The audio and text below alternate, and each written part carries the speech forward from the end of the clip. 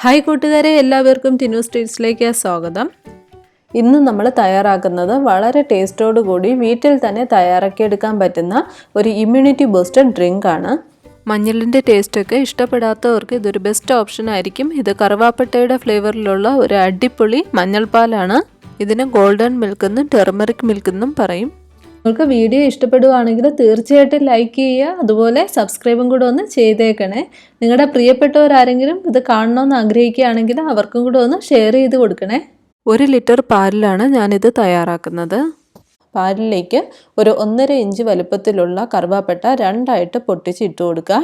ഇങ്ങനെ ചെയ്യുമ്പോഴത്തേക്ക് ആ കറുവാപ്പട്ടയുടെ ഫ്ലേവർ തന്നെ ആയിരിക്കും പാലിൽ മുന്നിൽ നിൽക്കുന്നത്. അതിനുശേഷം ഒരു 1.5 ടീസ്പൂൺ പച്ചമഞ്ഞൾ നന്നായിട്ട് ഗ്രേറ്റ് ചെയ്തത് ചേർത്ത് കൊടുക്കുക.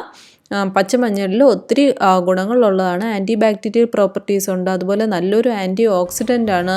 ഇതെല്ലാം കൊണ്ട് തന്നെ നമ്മുടെ ബോഡിക്ക് നല്ലൊരു ഇമ്മ്യൂണിറ്റി പവർ കൊടുക്കാനായിട്ട് ഒത്തിരി ഹെൽപ്പ് ചെയ്യും. നിങ്ങൾ മഞ്ഞൾപ്പൊടിയാണ് യൂസ് ചെയ്യുകയാണെങ്കിൽ ഒരു 1/4 ടീസ്പൂൺ മഞ്ഞൾപ്പൊടി ചേർത്ത് കൊടുക്കുക. എപ്പോഴും പച്ചമഞ്ഞൾ എടുക്കുന്നതാണ് ഏറ്റവും നല്ലത്. നിങ്ങൾ പൊടിയാണ് യൂസ് ചെയ്യുകയാണെങ്കിൽ വീട്ടിൽ പൊടിച്ചെടുത്തതോ അല്ലെങ്കിൽ നിങ്ങൾക്ക് അറിയുന്ന എവിടെന്നെങ്കിലും പൊടിച്ച് കിട്ടുന്നതോ ആയിട്ടുള്ള മഞ്ഞൾപ്പൊടി യൂസ് ചെയ്യാനായിട്ട് ശ്രദ്ധിക്കുക. പാല് നന്നായിട്ട് തിളച്ച് വന്നതിന് ശേഷം ഒരു 5-6 മിനിറ്റ് സിമ്മിലാക്കി ഇടുക.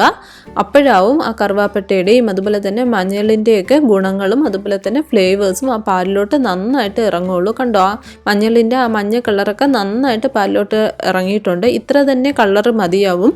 ഒരു ബ്രൈറ്റ് യെല്ലോ കളർ വേണം നമ്മുടെ പാലിന് വേണ്ടത്, മഞ്ഞൾ പാലിന്. അധികമായാൽ അത് ചിലവർക്ക് വയറിന് ശരിയാവില്ല. ഇതിലേക്ക് ഒരു 5-6 കുരുമുളക് ചതച്ചത് ഇട്ട് കൊടുക്കുക. 1 ടീസ്പൂൺ ചുക്കുപൊടിയും കൂടെ ചേർത്ത് കൊടുക്കുക.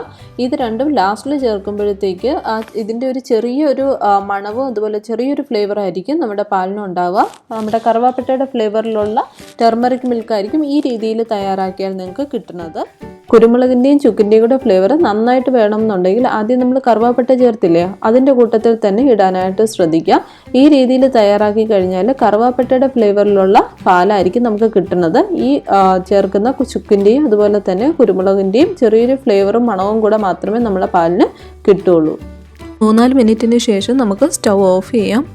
തിളച്ച ചൂടിൽ ഒരിക്കലും ശർക്കര ചേർക്കരുത്. ആ പാലിൻ്റെ ടെക്സ്ചർ ഒരു പിരിഞ്ഞതുപോലെയാകും. അതുകൊണ്ട് ആ തിളച്ച ചൂട് മാറിയതിന് ശേഷം ശർക്കര ചേർത്ത് കൊടുക്കുക. നിങ്ങളുടെ മധുരത്തിനനുസരിച്ചിട്ട് ചേർത്ത് കൊടുക്കുക. കറുവാപ്പട്ടയിൽ ഒരു ചെറിയ സ്വീറ്റ്നെസ് ഉള്ളതാണ്. അതുകൊണ്ട് നമുക്ക് ഈ മധുരം ചേർക്കാതെ തന്നെയും വളരെ ടേസ്റ്റോടു കൂടി തന്നെ പാല് കുടിക്കാനായിട്ട് സാധിക്കും. അപ്പോൾ തീർച്ചയായിട്ടും എല്ലാവരും ഇത് നിങ്ങളുടെ ആഹാരശൈലിയിൽ കൂടെ ഉൾപ്പെടുത്തണം. പ്രിയപ്പെട്ടവരുടെ മുഖത്ത് പുഞ്ചിരി വിടർത്തൂ. Happy cooking.